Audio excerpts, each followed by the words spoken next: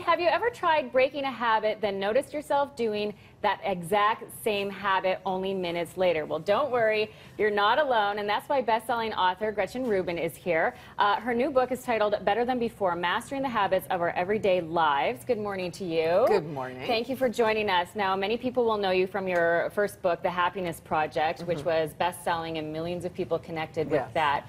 Now, I think your husband said it best in the book that you wrote, How Do I Become Happier First? And this book is, no, seriously, How Do I Become Happier? Yeah.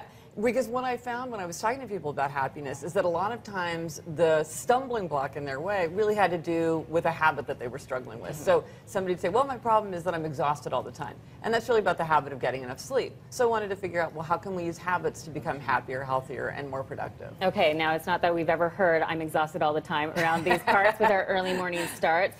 So what you've done in the book, and part of what you've done in the book, is really pinpointed those tendencies and how they're attached to different personality types. Right. So why is it important to identify how your personality factors into the habits that you create? I think a lot of habit experts offer these sort of magic one-size-fits-all solution, like do it first thing in the morning, or do it for 30 days, or start small. But really the most important thing is to think about yourself and the kind of person that you are, which is going to have a huge influence on what kind of habits. So for instance, let's say you want to get yourself to exercise.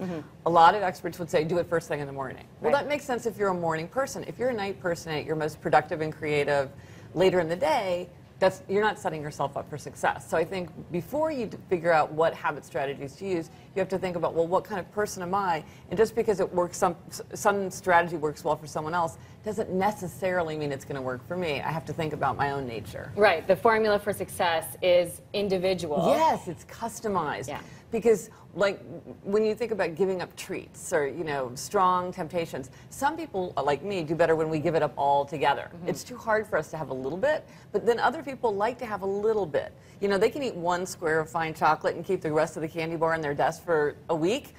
I have never eaten half a candy bar in one day in my life. And so you have to know, well, what works for you? A little bit or none? Yeah, I identified with that because I'm more of the moderator. I'm the opposite. Right. Yeah. And do you look at abstainers like me and you're like, why don't you just learn to manage yourself? Like, just have a little bit. It doesn't work for abstainers. For us, it's easier to have none than to have a little bit. It sounds harder, but for us, it's actually easier. Exactly. So would you say that in that way, and in identifying how you relate to your own habits, that people can change? Because a lot of people have accepted the fact, I can't change this, I'm always going to be this way. That's the thing, is people are so discouraged because they've tried and failed so many times. But I think a lot of times it's because people have tried to change their habits in a way that's not suitable for them. And so what I really try to do with the 21 strategies that I lay out and all the distinctions I try to show among people is to say, well, you tried this, that's not right for you.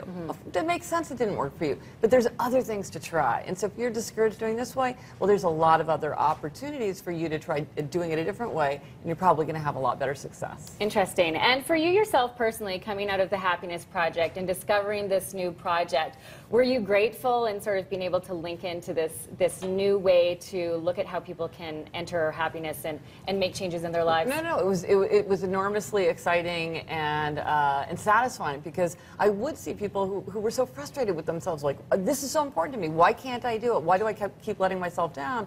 And then I realized, like, there's a solution for that. There's a lot of things that people can do. So it was very satisfying to realize that there are a lot of tools that people can use, even if they've been discouraged. Absolutely. Awareness is key, and those points of awareness outlined in your book is called Better Than Before. It is available now, Mastering the Habits of Our Everyday Lives. Gretchen Rubin, thank you so much for joining us this morning. We'll put links up on our website as well, breakfasttelevision.ca, and follow yourself on Twitter as well, because there are lots of great articles on your website if you don't know that already.